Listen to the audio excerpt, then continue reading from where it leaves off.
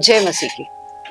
यीशु मसीह का क्रूस से कहा हुआ चौथा वचन, एली एली लमा शबक्तनी, अर्थात हे मेरे परमेश्वर तूने मुझे क्यों छोड़ दिया।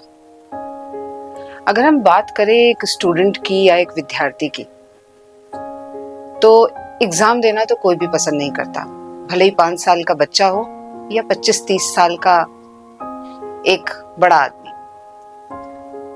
टीचर्स के या पेरेंट्स के प्रेशर में आकर अगर एग्जाम दे भी दिया या फिर सक्सेस पाने की चाहत में एग्जाम दे दिया, तो फाइनली हर कोई चाहता है, छोटा हो या बड़ा, कि उस सक्सेस का मजा भी चखने को मिले। वो जन चाहता है जो कि एग्जाम दे चुका है कि अब मम्मी पापा से शाबाशी मिलेगी, अब वो सक्सेस देखने को मिलेगी, अब वो गिफ्ट शायद उस बच्चे को मिलेगा जिसका कई महीनों से वो बच्चा इंतजार कर रहा था।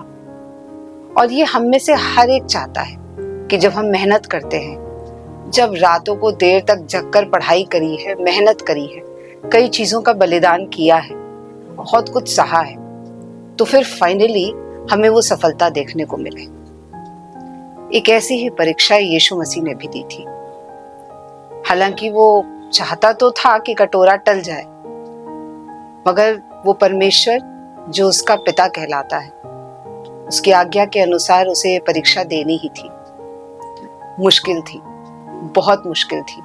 जो यातनाएं और ताड़नाएं उसने सही, वो मेरे और आपके सोचने, समझने और सहने के तो बिल्कुल ही बाहर है। और जब आखिर में वो क्रूस पर था, जब जान बस निकलने ही वाली थी, जब दम तोड़ने ही वाला था, जब लगभग परीक्षा पूरी होने को ही थी, तो जैसा मैंने कहा, शाबाशी मिलनी चाहिए थी। ऐसा कुछ भी नहीं, बल्कि परमेश्वर ने, उसके पिता ने उससे मुंह मोड़ लिया। और इसीलिए लिखा है, हे मेरे पिता तूने मुझसे क्यों मुंह मोड़ लिया। वो इसलिए क्योंकि यीशु मसीह उस समय मेरे और आपके पापों को अपने ऊपर ढो रहा था, और परमेश्वर की पवित्रता उन पापों का निर्वाह नहीं कर सकती। He has not only went through physical torture, but also a lot of mental trauma for me and you.